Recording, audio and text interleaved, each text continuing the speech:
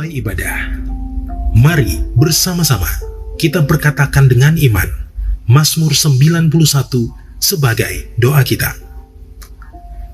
Dalam lindungan Allah, orang yang duduk dalam lindungan yang maha tinggi dan bermalam dalam naungan yang maha kuasa akan berkata kepada Tuhan, tempat perlindunganku dan kubu pertahananku, Allahku yang kupercayai.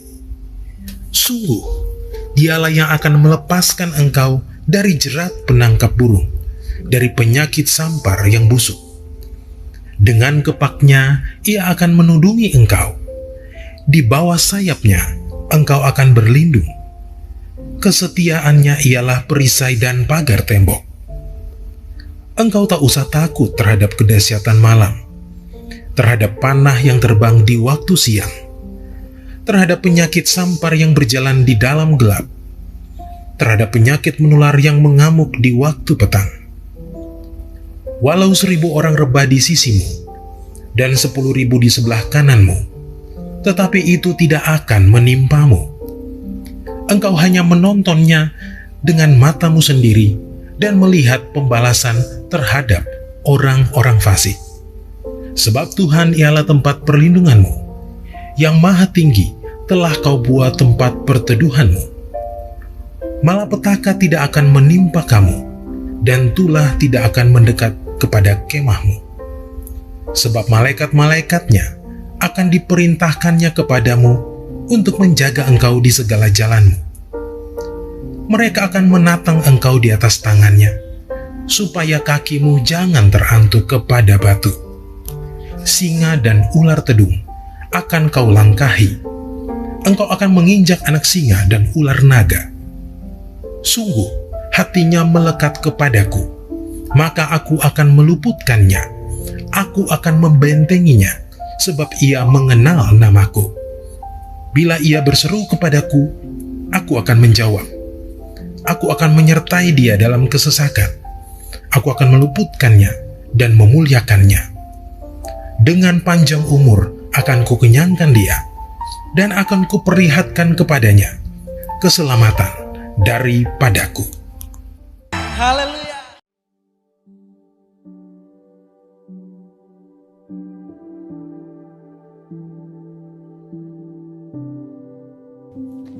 Shalom semua. Ada pertanyaan, apakah kita menyembah satu Allah atau tiga Allah? Berapa banyak kita di sini yang masih bingung bahkan mempertanyakan doktrin Allah Tritunggal? Apakah kita setuju atau tidak setuju? Saudara, ajaran Tritunggal adalah ajaran yang alkitabiah.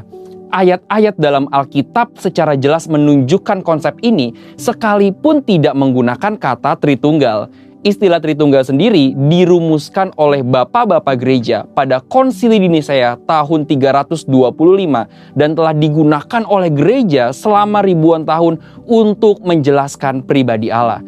Namun, yang perlu dicatat adalah kita tidak bisa memahami Allah dengan sempurna. Kita hanya dapat memahami Allah sejauh mana Ia menyatakan dirinya kepada kita. Dan konsep Tritunggal yang telah dirumuskan ini adalah kompilasi konsep pernyataan diri Allah yang tercatat dalam teks Alkitab. Lalu sekarang, yang sering menjadi pertanyaan, apakah orang Kristen menyembah satu Allah atau tiga Allah? Secara tegas, doktrin Kristen menjawab bahwa kita menganut monoteisme yang artinya hanya menyembah satu Allah. Orang Israel sendiri mendeklarasikan keesaan Allah ini sebagaimana ditulis dalam Ulangan 6 ayat 4. Dengarlah hai orang Israel, Tuhan itu Allah kita, Tuhan itu Esa. Kata Esa menunjukkan tunggal atau satu. Deklarasi ini kemudian dikonfirmasi oleh ayat-ayat dalam Perjanjian Baru. Namun di lain pihak, kata Elohim justru bersifat jamak. Perjanjian Baru juga menyebutkan bahwa ada 3 pribadi Allah, yaitu Bapa, Anak, dan Roh Kudus. Sebagai contoh adalah peristiwa ketika Yesus dibaptis. Dalam peristiwa tersebut terlihat ada pemisahan yang jelas, yaitu Yesus sebagai anak yang dibaptis, Bapa berbicara dari sorga, dan Roh Kudus turun seperti burung merpati ke atas Yesus.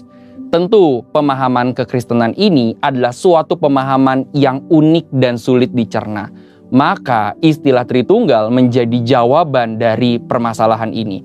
Kita menyembah satu Allah, yaitu Bapa, Anak, dan Roh Kudus, ketiganya yang esa.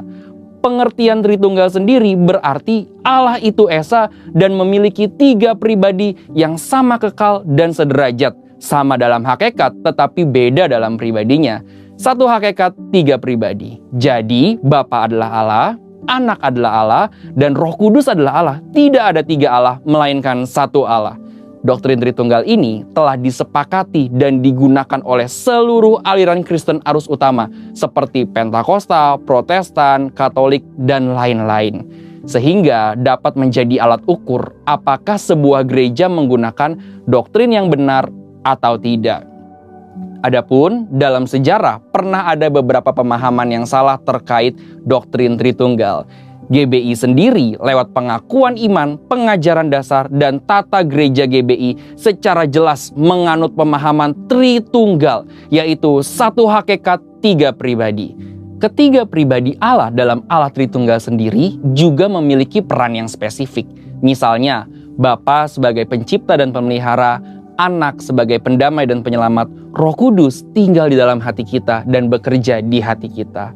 Lalu sekarang saudara, jika memahami Allah sesulit itu, bagaimana mungkin kita bisa menginjil agar orang-orang bisa bertobat dan menerima keselamatan? Bicara mengenai keselamatan adalah hanya dalam percaya kepada Yesus Kristus. Setelah seseorang percaya, bertobat, dan menerima Tuhan Yesus, barulah perjalanan mengenal dan memahami Allah Tritunggal dimulai. Maka dari itu, sambil terus memahami kekayaan dan kebesaran Allah Tritunggal, kita juga harus terus memberitakan Yesus Kristus kepada dunia. Karena keselamatan hanya ada di dalam Yesus Kristus. Saudara, untuk penjelasan lebih lengkap dari tim teologi kami, silakan buka link yang ada di atas atau scan QR Code yang tersedia. Tuhan Yesus memberkati.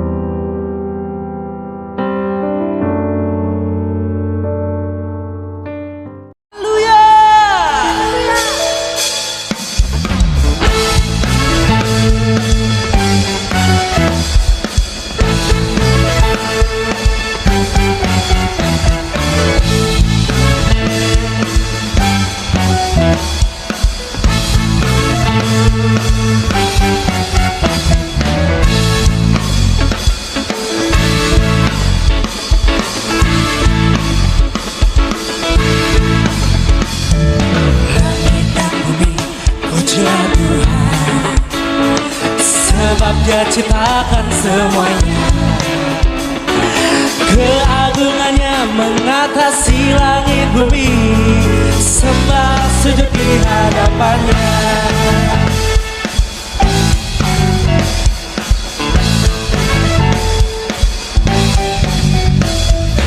Langit dan bumi, pujilah Tuhan, sebab Dia ciptakan semuanya.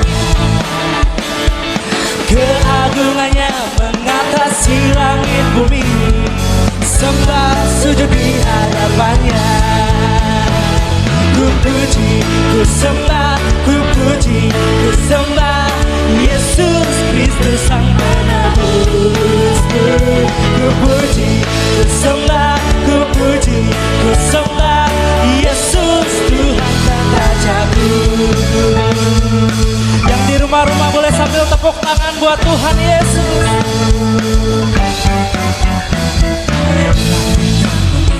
Puja Tuhan, sebab Dia ciptakan semuanya.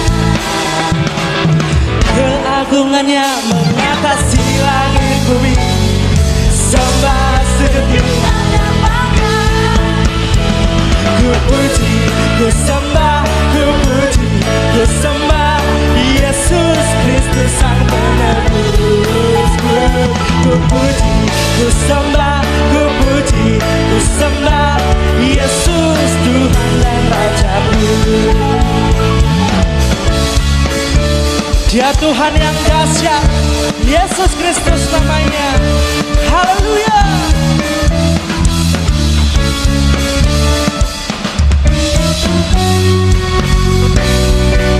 Sambil lambaikan tangan tinggi Bapak Ibu Saudara. Haleluya.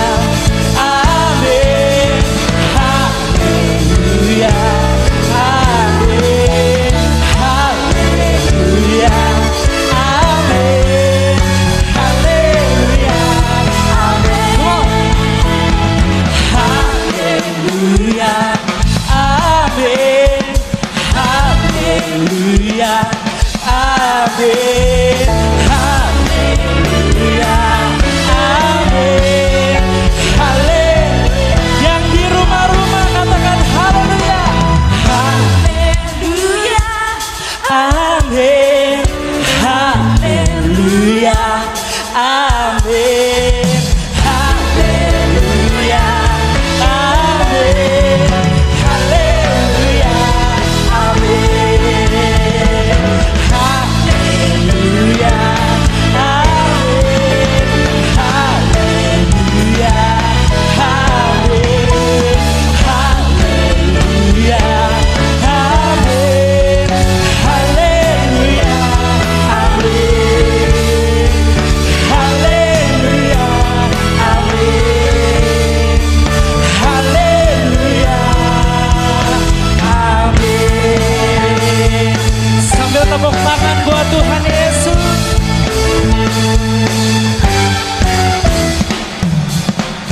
Sorakan haleluya. Sorakan haleluya. Mari sama-sama kita siapkan hati kita lebih lagi. Kita mau memuji dan menyembah Tuhan.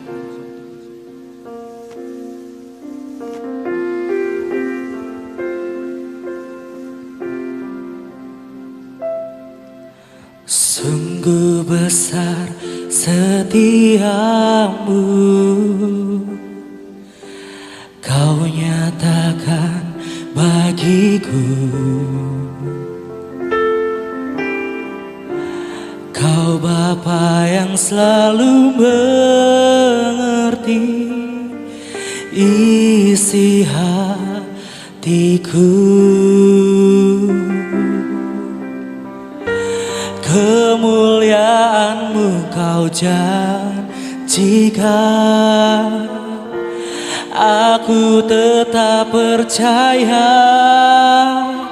Ku percaya janji-Mu ajaib terukir dalam kehidupanku. Ku berserah di dalam kekuatan-Mu, hanya Kau segalanya bagiku. Ku percaya janji-Mu ajaib terukir dalam kehidupanku. Ku berserah di dalam kekuatan-Mu. Ku percaya.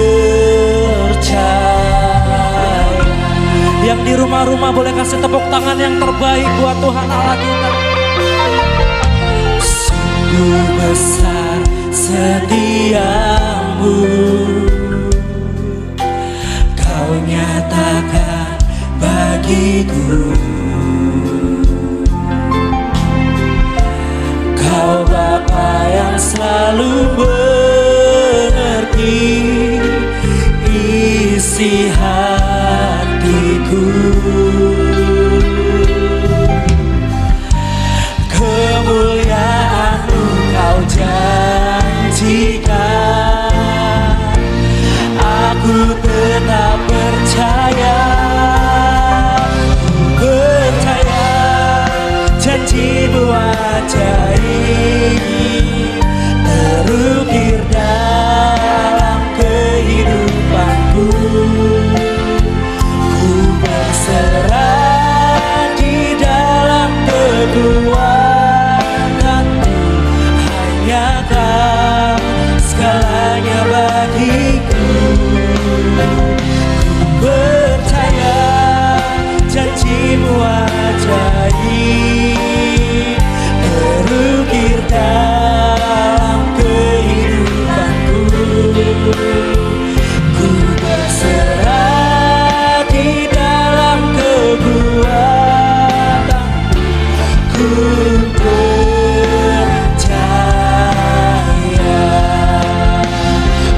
percaya janjimu ajaib, terukir dalam kehidupanku. Kami berserah penuh ya Tuhan, di dalam kekuatan-Mu. Hanya Kau segalanya bagiku. Ku percaya janjimu ajaib, terukir dalam kehidupanku. Ku berserah di dalam kekuatan.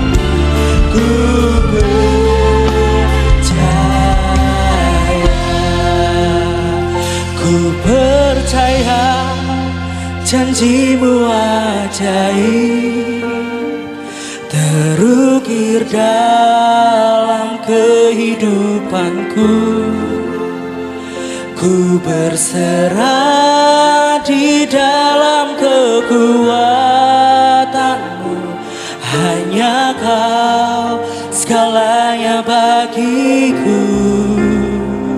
Ku percaya janjimu ajaib, terukir dalam kehidupanku. Kami berserah penuh ya Tuhan, di dalam kekuatan-Ku. Ku percaya. Mari sambil angkat tangan tinggi. Ku percaya janjimu ajaib, terukir dalam kehidupanku. Ku berserah di dalam kekuatan. Hanya Kau segalanya bagiku. Ku percaya janjimu ajaib, terukir dalam kehidupanku. Ku berserah di dalam kekuatan-Mu. Ku percaya. Ku berserah di dalam kekuatan-Mu. Ku percaya. Ku berserah di dalam kekuatan-Mu. Ku percaya. Boleh kasih tepuk tangan yang terbaik buat Tuhan Allah kita. Sorangan haleluya.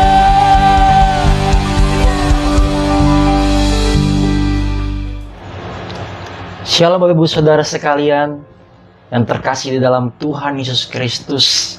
Saya ingin menyapa Bapak Ibu Saudara sekalian dimanapun berada. Apa kabar Bapak Ibu Saudara? Saya percaya dan saya berdoa bahwa Bapak Ibu Saudara tetap kuat dan tetap semangat di dalam Tuhan. Dan apapun yang terjadi saat ini di dalam setiap kehidupan kita Bapak Ibu Saudara, saya percaya Bapak Ibu Saudara selalu dipelihara oleh Allah yang kita sembah. Amin Bapak Ibu Saudara yang terkasih dalam Tuhan. Baik Bapak Ibu Saudara yang terkasih di dalam Tuhan Yesus Kristus, hari ini kita akan belajar Bapak Ibu Saudara suatu kebenaran firman Tuhan yang boleh menjadi berkat bagi kita semua dan menjadi kekuatan dalam kehidupan kita Bapak Ibu Saudara. Tema khotbah saya pada hari ini yaitu adalah Bapak Ibu Saudara, hati yang dicari Tuhan. Saya sampaikan sekali lagi Bapak Ibu Saudara, hati yang dicari Tuhan.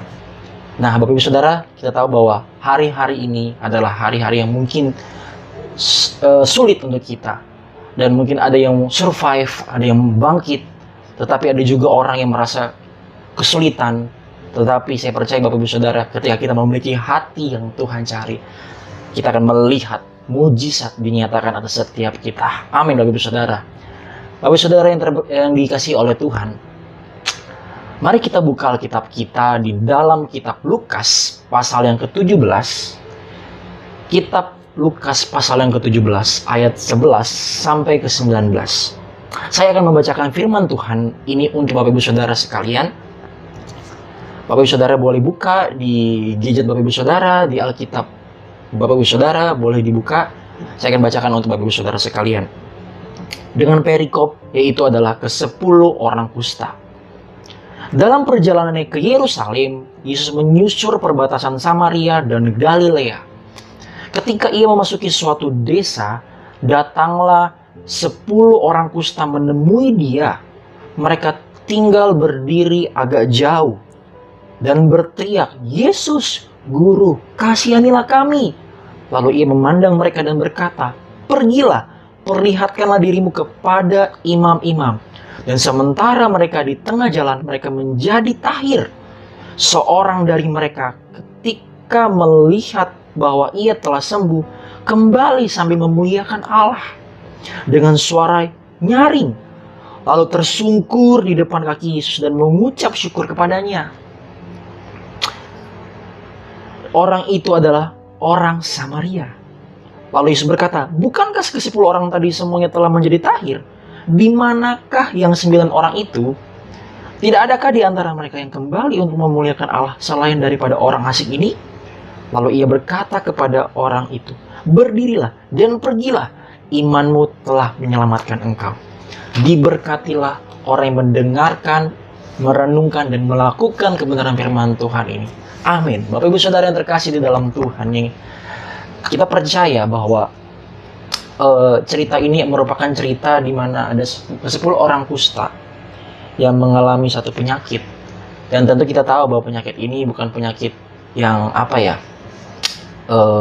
yang biasa, tetapi di mana penyakit ini adalah penyakit yang jangkanya itu terlihat dari 1 tahun hingga 20 tahun.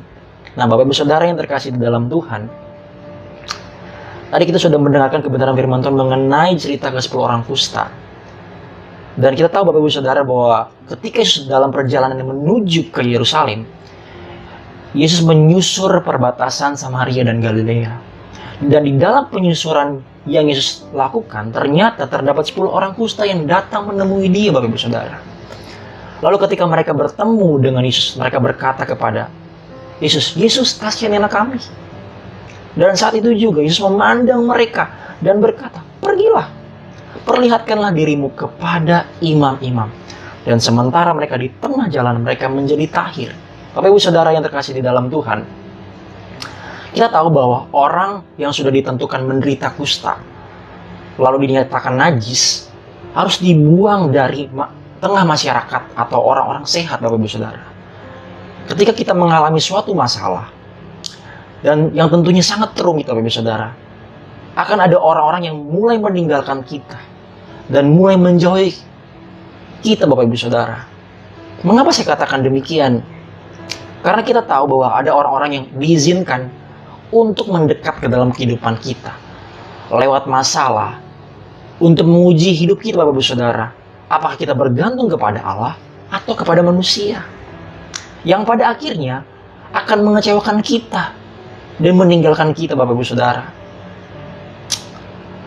Makanya saya katakan begini, Bapak Ibu Saudara, akan tetapi ada orang-orang juga yang Tuhan kirimkan tetap stay di dalam problema kehidupan kita yang kita alami. Untuk apa, Bapak Ibu Saudara? Untuk menguatkan serta mendoakan kita agar kita sanggup dan tetap percaya bahwa Tuhan sanggup melakukan yang tidak mungkin menjadi mungkin, yang mustahil menjadi tidak ada yang mustahil bagi Allah. Tidak ada yang mustahil bagi dia, Bapak Ibu Saudara. Amin, Bapak Ibu Saudara. Kita harus percaya itu. Karena Tuhan yang kita sembah adalah Tuhan yang ajaib, Allah yang dahsyat. Oleh sebab itu, Bapak Ibu Saudara, saya ingin katakan kepada kita semua bahwa masalah bukanlah suatu momok yang menakutkan Bapak Ibu Saudara. Tetapi masalah adalah sesuatu yang dapat membentuk seluruh aspek kehidupan kita dari nothing menjadi something Bapak Ibu Saudara. Ini perlu kita ingat Bapak Ibu Saudara. Tuhan tidak akan pernah tinggal diam atas masalah yang kita hadapi. Dia tidak akan pernah meninggalkan kita. Dan dia tidak akan pernah membiarkan kehidupan kita sendirian. Karena Allah yang kita sembah adalah Allah yang hidup. Bapak Ibu Saudara yang terkasih dalam Tuhan, saya mencoba mencari informasi mengenai penyakit kusta ini Bapak Ibu Saudara. Dan ada beberapa hal yang coba saya sampaikan kepada Bapak Ibu mengenai hal ini. Yaitu yang pertama Bapak Ibu Saudara, yang saya dapatkan mengenai kusta. Kusta yang juga dikenal dengan nama lepra atau penyakit Hansen adalah penyakit yang menyerang kulit dan sistem saraf perifer, selaput lendir pada saluran pernapasan atas serta mata. Itu yang pertama Bapak Ibu Saudara. Yang kedua, kusta bisa menyebabkan luka pada kulit, kerusakan saraf, melemahnya otot, dan mati rasa Bapak Ibu Saudara. Wow, ini ya beberapa fakta mengenai kusta. Dan yang terakhir, yang ketiga adalah bakteri ini memerlukan waktu 6 bulan hingga 40 tahun untuk berkembang Bapak Ibu Saudara di dalam tubuh kita. Tanda dari gejala kusta bisa saja muncul 1 hingga 20 tahun setelah bakteri menginfeksi tubuh penderita. Tadi saya sampaikan Bapak Ibu Saudara bahwa kusta ini akan terlihat ketika dan muncul dari tahun pertama sampai hingga 20 tahun. Nah, inilah yang harus kita ketahui Bapak Ibu Saudara tentang fakta mengenai kusta. Tetapi yang saya dapat simpulkan Bapak Ibu Saudara mengenai kusta di sini adalah secara sederhana, penyakit yang tidak terasa tetapi kelihatan. Justru ketika sudah kelihatan bahwa justru tanda bahwa penyakit itu sudah parah Bapak Ibu Saudara. Saya sampaikan sekali lagi Bapak Ibu Saudara ya. Saya sampaikan sekali lagi. Justru ketika sudah kelihatan, disitulah tanda bahwa penyakitnya sudah parah. Disitulah tandanya penyakitnya sudah parah Bapak Ibu Saudara. Ketika muncul penyakit itu terlihat, disitu terlihat bahwa ternyata penyakitnya sudah parah. Inilah yang terjadi Bapak Ibu Saudara di dalam kehidupan rohani anak-anak Tuhan, di mana kita mulai tidak lagi merasakan apa-apa, tidak mulai lagi merasakan satu gelora, satu gairah kepada Tuhan, karena kita sibuk dengan persoalan kita sibuk dengan masalah kita yang kita hadapi. Inilah yang menjadi satu perenungan bagi kita bersama Bapak Ibu Saudara. Kita harus menyadari bahwa persoalan, masalah itu bukan menjadi satu momok yang menakutkan, tetapi menjadi satu proses untuk membentuk seluruh aspek kehidupan kita agar menjadi pribadi yang kuat, yang menjadi seorang pemenang di dalam Kristus Yesus. Saya sampaikan Bapak Ibu Saudara bahwa kita adalah orang-orang yang diciptakan untuk menjadi lebih daripada pemenang. Bapak Ibu Saudara yang terkasih dalam Tuhan, saya mau sampaikan begini.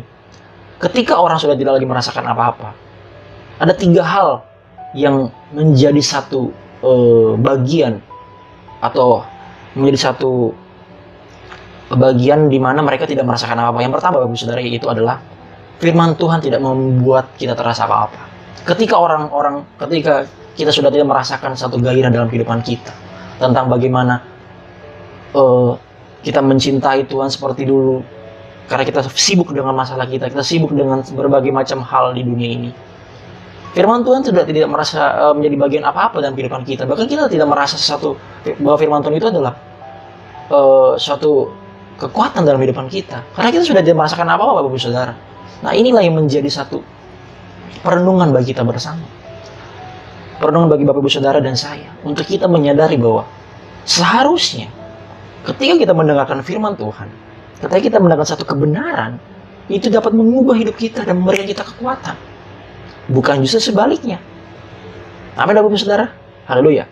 Yang kedua Bapak Ibu Saudara, ketika yang terjadi di dalam kehidupan anak-anak rohani Tuhan ketika kita tidak mulai merasakan apa, yang kedua adalah teguran orang selalu kita katakan bahwa kita tidak merasa seperti itu. Nah, Bapak Ibu Saudara, inilah yang menjadi satu hal yang perlu kita sadari.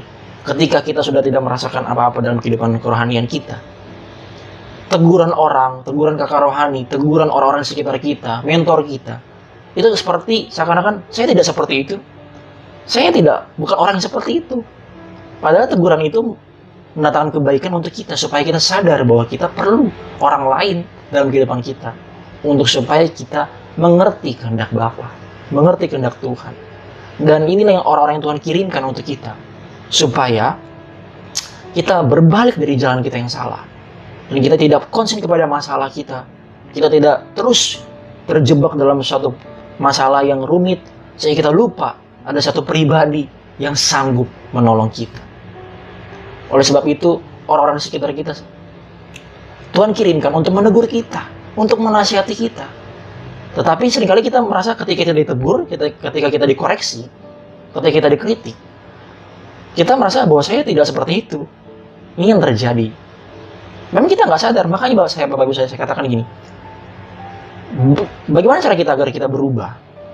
Untuk dapat kita menilai diri kita sendiri adalah kita perlu orang lain untuk menilai hidup kita. Jangan-jangan penyakit yang terjadi dalam diri kita, masalah yang menimpa hidup kita, itu ternyata berasal dari diri kita sendiri tanpa kita sadari. Bukan karena satu ujian untuk kita next level, ternyata kita yang mencari, Bapak Ibu Saudara, penyakit itu. Makanya saya katakan begini, kita perlu orang lain.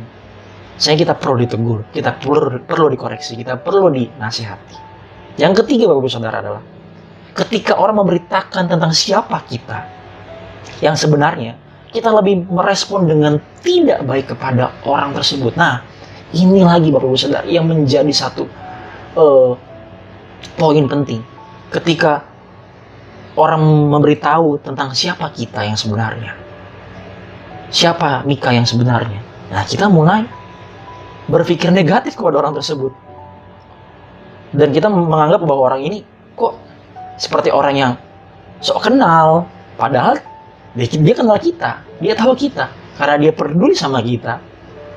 Maka dari itu orang ini menyampaikan siapa kita. Kamu seperti berbeda dengan yang lain. Ketika kamu menghadapi dia, orang ini ngomong ke kita, berbicara kepada kita bahwa kamu kok berbeda. Tetapi kita malah menganggap itu sebagai hal yang negatif, hal yang saya nggak seperti itu. Jadi malah kita membuat orang itu jadi berpikir kita negatif ke orang tersebut, Bapak Ibu Saudara.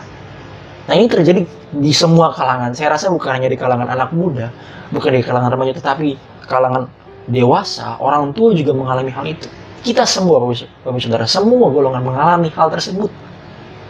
Nah, Bapak Ibu Saudara, saya catat di sini bahwa adalah kusta, yaitu adalah penyakit yang tidak terasa namun kelihatan. Dan akan selalu orang lain yang melihat sebelum kita. Saya katakan begini Bapak Ibu Saudara, bahkan akan ada selalu orang lain yang melihat sebelum kita. Jadi orang lainlah yang melihat sebelum kita, Bapak Ibu Saudara. Yang dapat menilai dari kita adalah orang lain, bukan kita. Makanya saya mau sampaikan gini, nanti kita akan belajar hati yang ingin Tuhan cari dalam kehidupan kita seperti apa.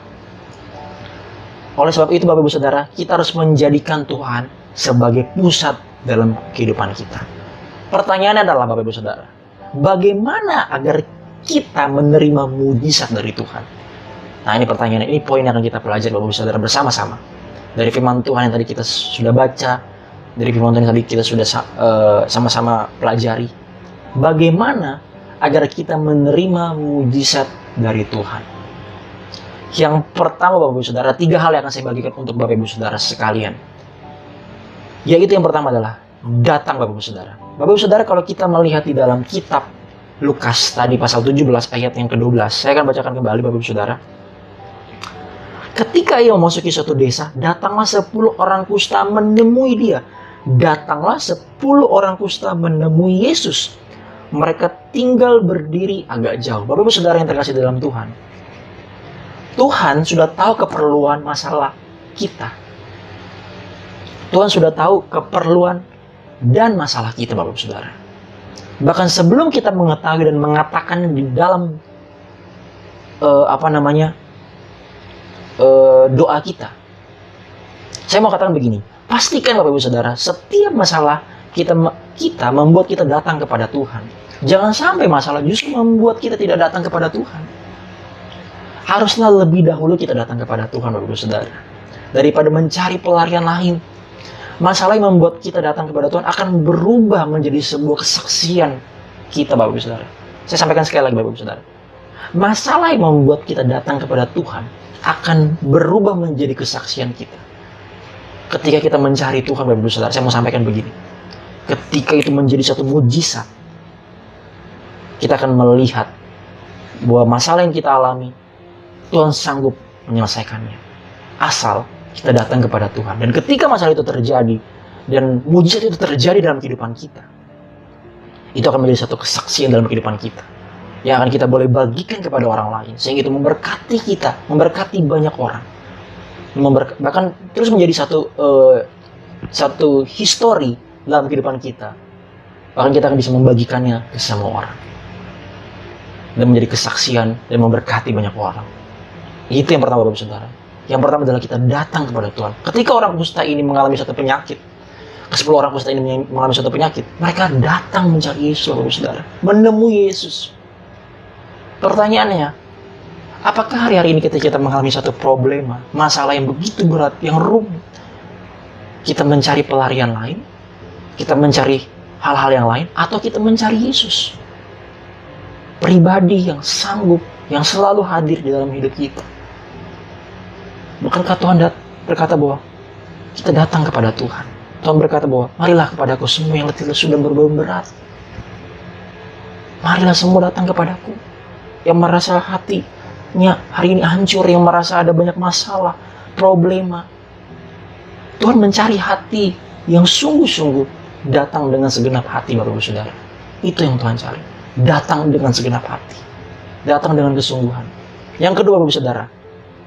Yang kedua adalah doa. Tadi yang pertama kita pelajari ya, bagaimana cara agar kita menerima mujizat dari Tuhan. Yang pertama adalah datang. Temui Yesus. Temui Yesus, Bapak Ibu Saudara, saya katakan. Temui Yesus. Hadirkan di dalam hidup saudara dan saya. Dan kita akan melihat mujizat terjadi. Yang kedua, Bapak Ibu Saudara, adalah doa. Kalau kita melihat dalam kitab Lukas pasal 17 ayat yang ke-13, Bapak Ibu Saudara, dikatakan begini. Dan berteriak, Yesus Guru, kasihanilah kami. Bapak Ibu Saudara, di sini kita melihat bahwa ketika mereka menyampaikan kalimat itu, saya percaya itu mereka menyampaikan dengan doa mereka, Bapak Ibu Saudara, dengan iman mereka. Mereka menyampaikan dengan satu keyakinan mereka, keimanan mereka kepada Tuhan bahwa Yesus sanggup menyembuhkan mereka, bahwa Engkau sanggup Tuhan. Mereka menaikkan dengan doa mereka. Saya belajar di sini, Bapak Ibu Saudara, bagaimana mereka menaikkan doa mereka kepada Tuhan. Yesus, kasihanilah kami. Yesus Guru, kasihanilah kami. Bapak Ibu Saudara, saya catat di sini, Bapak Ibu Saudara, Tuhan sudah tahu semua keperluan dan masalah kita. Bahkan sebelum kita mengetahui dan mengatakannya dalam doa kita. Tetapi doa adalah tanda dan bukti kerendahan hati kita, Bapak Ibu Saudara. Tuhan sebenarnya tidak terlalu tertarik dengan kata-kata kita yang keluar dari mulut kita. Tetapi Tuhan tertarik dengan apa, Bapak Ibu Saudara? Dengan kerendahan hati.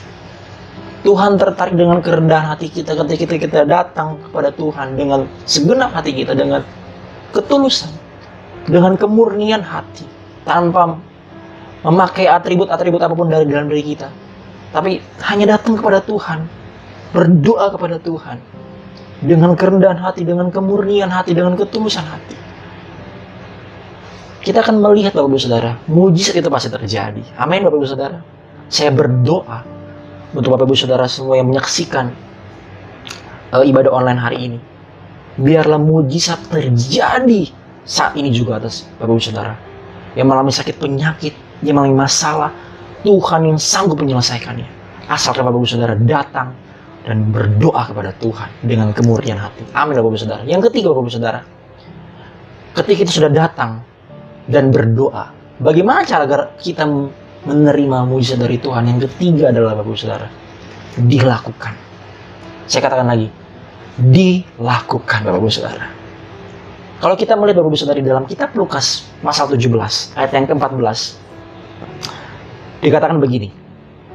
Lalu ia memandang mereka dan berkata, pergilah, perlihatkanlah dirimu kepada imam-imam. Dan sementara mereka di tengah jalan, mereka menjadi tahir. Wow, dahsyat, Bapak Ibu Saudara. Sementara Kan mereka ya di dalam tengah perjalanan mereka menjadi tahir. Belum sampai kepada imam Bapak Ibu Saudara, baru di jalan mereka sudah menjadi tahir, sembuh Bapak Ibu Saudara.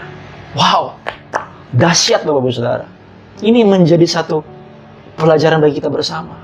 Ketika mereka diperintahkan oleh Yesus, pergi kepada imam-imam.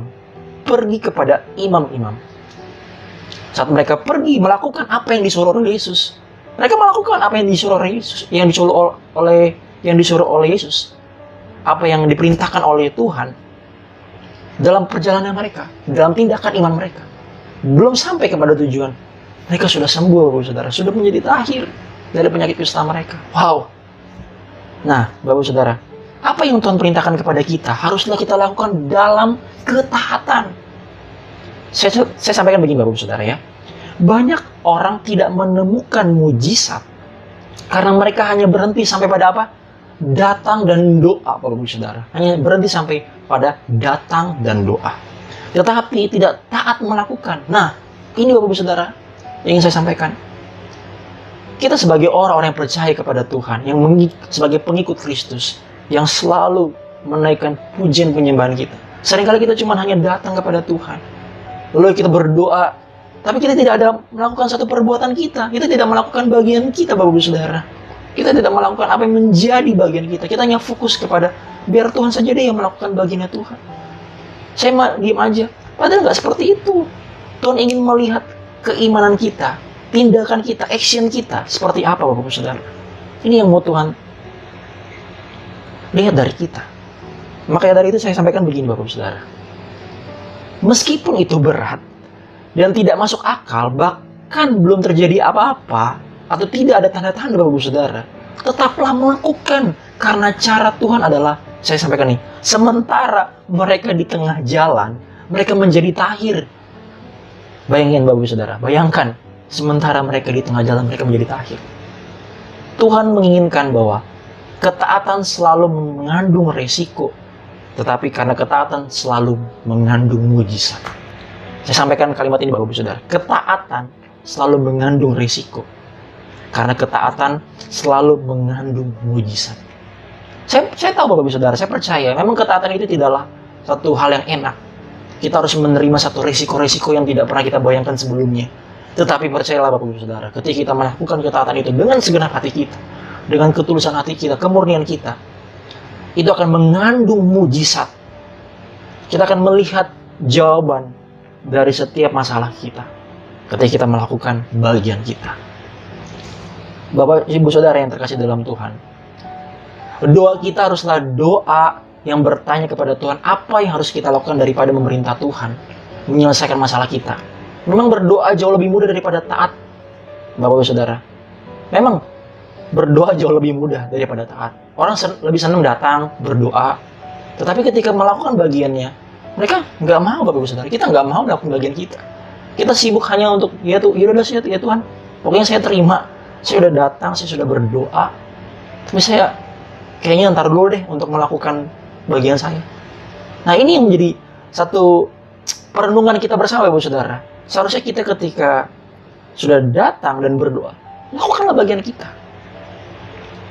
Dan ketika kita melakukan bagian kita, mujizat terjadi. Dan Tuhan menyatakan kuasanya atas setiap kita. Amin Bapak-Ibu Saudara yang terkasih dalam Tuhan. Nah Bapak-Ibu Saudara, ketiga hal di atas atau ketiga hal yang tadi kita pelajari Bapak-Ibu Saudara, itu adalah standar minimal dari kita menjadi orang Kristen yang baik. Itu baru minimal Bapak-Ibu Saudara. Ada begitu banyak poin-poin yang mungkin bisa kita dapatkan. Tapi saya ingin membagikan 3 Bapak-Ibu Saudara. Bagaimana cara kita mendapatkan mujizat dari Tuhan? Yang pertama tadi, apa Bapak-Ibu Saudara? Datang. Yang kedua adalah berdoa. Lakukan. Ketika kita datang sama Tuhan, kita doa sama Tuhan. Yang ketiga, dilakukan. Nah inilah, kita melakukan apa yang menjadi bagian kita. Nah Bapak-Ibu Saudara, saya tulis di sini bahwa berkat dan mujizat membereskan masalah kita, tetapi tidak membereskan hati kita Bapak-Ibu Saudara. Banyak orang percaya Tuhan itu ada, tetapi tidak mempercayakan hidupnya kepada Tuhan. Banyak orang mempercayakan masalahnya kepada Tuhan, tetapi tidak mempercayakan hidupnya kepada Tuhan. Ketika seseorang menyerahkan masalahnya kepada Tuhan, biasanya Tuhan jawab dengan mujizat. Tetapi ketika seseorang menyerahkan hidupnya kepada Tuhan, biasanya Tuhan jawab dengan masalah, Bapak Ibu Saudara. Yang semangat sama-sama katakan amin. Amin, haleluya.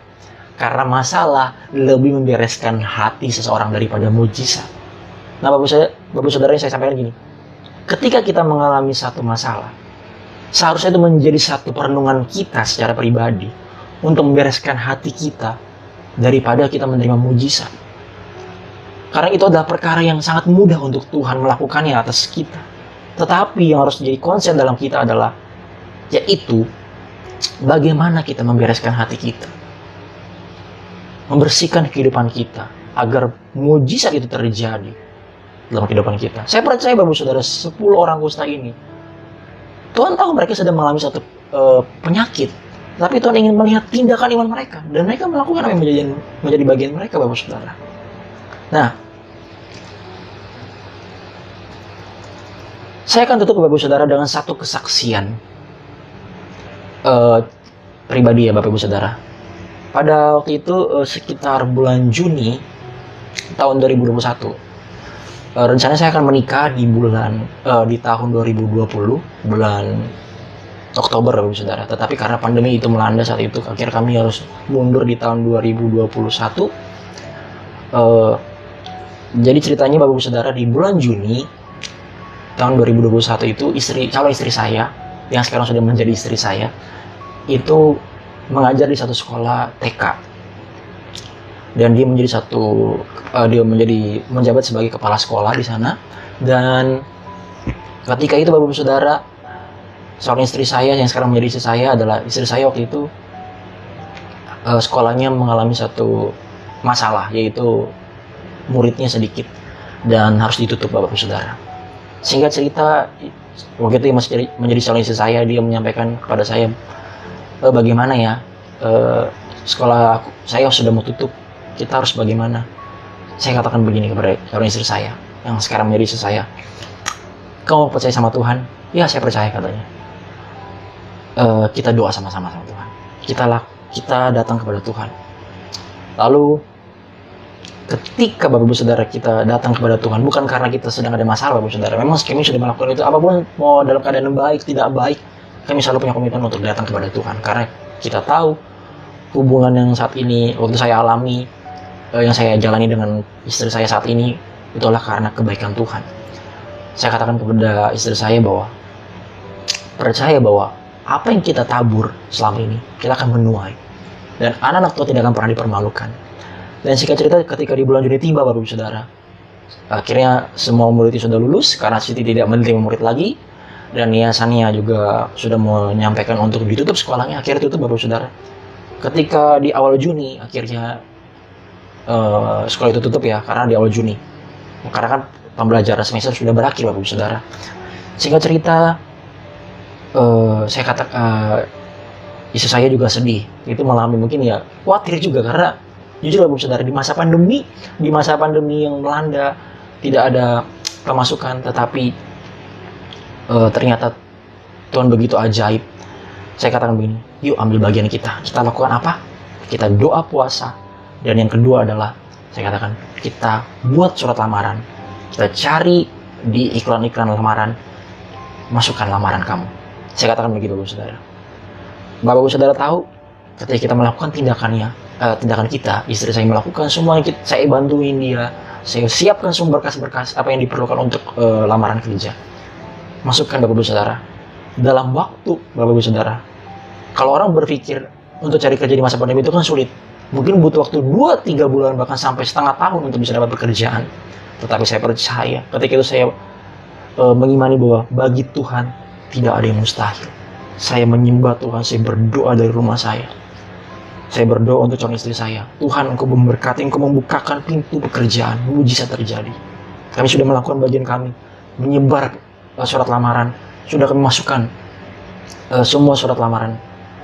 Dan Bapak Ibu Saudara tahu, dalam waktu 2 minggu dari ketika sekolah itu tutup, ada panggilan interview.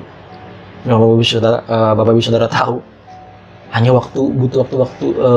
perlu waktu 2 hari di interview psikotes ya. Semua karena dia seorang guru, karena dia diterima di salah satu sekolah Kristen SD, dari kepala sekolah TK menjadi guru SD.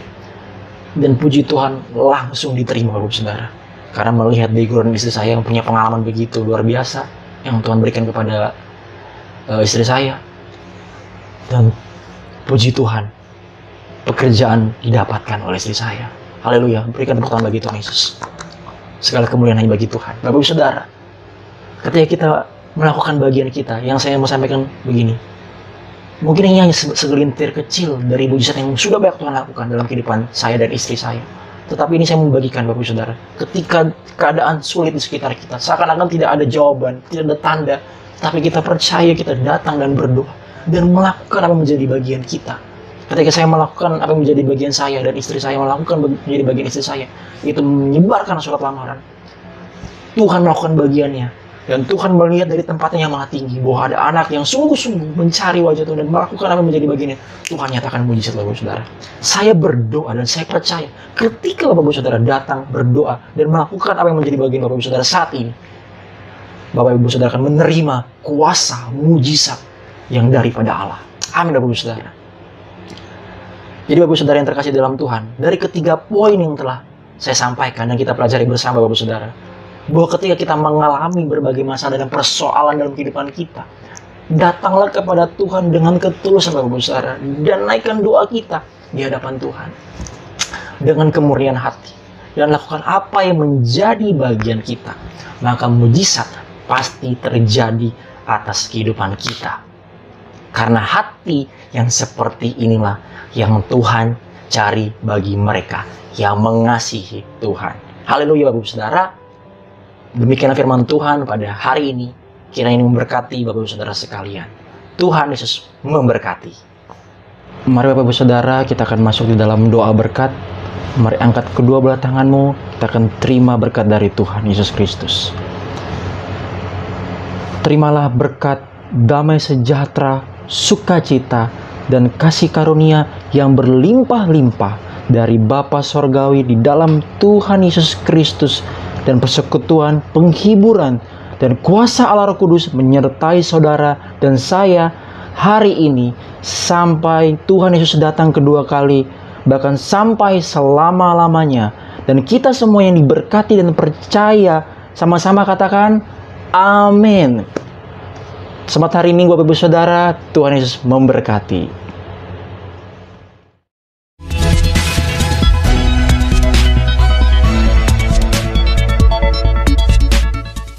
Shalom Bapak Ibu dan teman-teman sekalian. Saya akan menyampaikan informasi dari Rayon 1G. Bagi Bapak Ibu yang belum mengetahui, Rayon kita yaitu Rayon 1G sudah memiliki mobile apps atau aplikasi yang dapat diinstal di smartphone, baik di Android phone atau iOS phone. Untuk yang belum menginstal aplikasi GB Rayon 1G, dapat mendownload di Play Store bagi yang menggunakan smartphone Android atau di App Store bagi yang menggunakan smartphone iOS dengan mengetik di mesin pencarian GBI Rayon 1G. Di dalam aplikasi GBI Rayon 1G, Bapak Ibu bisa banyak mendapatkan berbagai informasi dan manfaat. Contoh informasinya adalah Bapak Ibu bisa mengetahui visi dan misi Rayon kita, perjalanan Rayon kita dari awal sampai terbentuknya Rayon 1G, struktur dan cabang-cabang Rayon kita yang tersebar baik di Jakarta Timur dan Pusat, Depok, Kalimantan Barat, Bali, dan Manado. Bapak Ibu juga dapat mengetahui kontak person dan alamat dari setiap cabang GBI Rayon 1G. Dan terdapat juga informasi mengenai kontak person KUL. Jadi, Bapak Ibu yang belum tergabung dalam KUL dan rindu untuk bergabung, dapat menghubungi kontak person yang tersedia di aplikasi GBI Rayon 1G. Salah satu manfaat yang akan diperoleh bagi Bapak Ibu yang belum terregistrasi atau terdaftar di cabang, dapat melakukan registrasi di aplikasi GBI Rayon 1G yang akan diarahkan sesuai dengan cabang Bapak Ibu berada. Bapak Ibu juga dapat mengikuti program pembacaan Alkitab bersama-sama yang sudah di-setup atau di-schedule di aplikasi GBI Rayon 1G. Dan masih ada lagi beberapa informasi dan manfaat yang diperoleh apabila Bapak Ibu menginstal aplikasi GB Rayon 1G. Bagi Bapak Ibu yang butuh informasi tambahan mengenai aplikasi GB Rayon 1G, jangan ragu untuk bertanya ke pekerja setempat yang akan membantu Bapak Ibu. Sekian pengumuman untuk GB Rayon 1G. Tuhan Yesus memberkati.